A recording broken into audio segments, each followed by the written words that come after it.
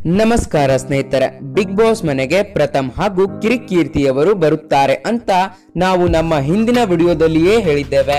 ಆದರೆ ಅದು ಬರೀ ಗಾಳಿ ಸುದ್ದಿ, ನೀವು ಸುಳ್ಳು ಸುದ್ದಿ ಹೇಳುತ್ತಿದ್ದೀರಿ ಎಂದು ಆ ವಿಡಿಯೋಗೆ ಡಿಸ್ಲೈಕ್ ಕೂಡ ಬಂದಿವೆ. ಅದು ನಿಜ ಅಂತ ನಿಮ್ಗೆ ಗೊತ್ತಾಯ್ತಲ್ಲ. ಈಗ ಈ ವಿಡಿಯೋನಾದ್ರೂ ಲೈಕ್ ಮಾಡಿ. ಬನ್ನಿ ಸ್ನೇಹಿತರೆ, ಈ ವಿಡಿಯೋನ ವಿಷಯಕ್ಕೆ ಬರೋಣ.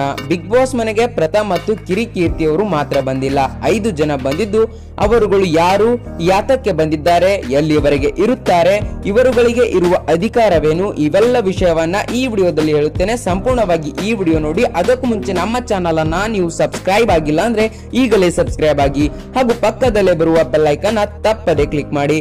ಬನ್ನಿ ಸ್ನೇಹಿತರೆ, ನೇರ ವಿಷಯಕ್ಕೆ ಬರೋಣ. ಸ್ನೇಹಿತರೆ, ನೀವೆಲ್ಲ ನಿನ್ನೆಯ ಬಿಗ್ ಬಾಸ್ ಕಾರ್ಯಕ್ರಮ ನೋಡಿದ್ದರೆ ನಿಮಗೆ ಗೊತ್ತಾಗುತ್ತೆ ಆ 5 ಜನ ಯಾರು ಅಂತ. ಅವರುಗಳು ಯಾರು ಅಂತ ಅಂದ್ರೆ ಕೃಷಿ ತಾಪಂಡ, ಇವರು ಬಿಗ್ ಬಾಸ್ ಸೀಸನ್ ಅಲ್ಲಿ ಹಿಂದೆ ಇದ್ದ ಸ್ಪರ್ಧಿಯಾಗಿದ್ದಾರೆ. ಹಾಗೂ ಕಿರಿಕೀರ್ತಿ, ಇವರು ಬಿಗ್ ಬಾಸ್ ನ 4ನೇ ಸೀಸನ್ ಅಲ್ಲಿ ರನ್ನರ್ ಅಪ್ ಆದವರು. ಮತ್ತು ಪ್ರಥಮ್, ಇವರು ನಿಮ್ಗೆಲ್ಲ ಗೊತ್ತೇ ಇದ್ದಾರೆ, ಇವರು ಬಿಗ್ ಬಾಸ್ ಸೀಸನ್ 4ರ ವಿನ್ನರ್ ಆಗಿದ್ದಾರೆ.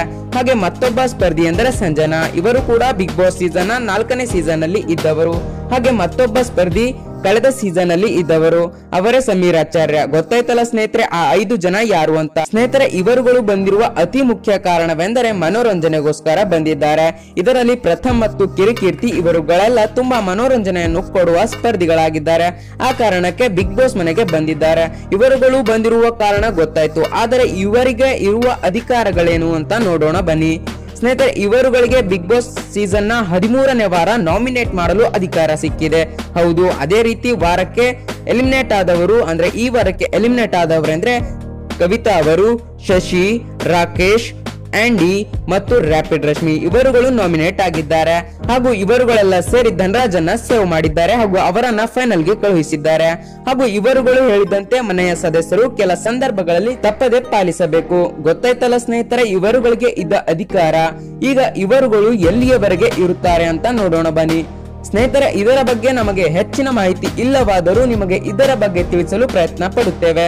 ಸ್ನೇಹಿತರೆ, ಇವರುಗಳು ಈ ವಾರದ ತನಕ ಮಾತ್ರ ಇರಬಹುದು ಎನ್ನಲು ಸಾಧ್ಯವಿಲ್ಲ. ಯಾಕಂದ್ರೆ ಇವರುಗಳಿಗೆ ಬಿಗ್ ಬಾಸ್ ಮನೆಯಲ್ಲಿ ಇರಲು ವಿಶೇಷವಾಗಿ ಎಲ್ಲಾ ಸೌಲಭ್ಯಗಳನ್ನ ಒಳಗೊಂಡ ಪ್ರತ್ಯೇಕ ಜಾಗದ ವ್ಯವಸ್ಥೆ ಮಾಡಿದ್ದಾರೆ.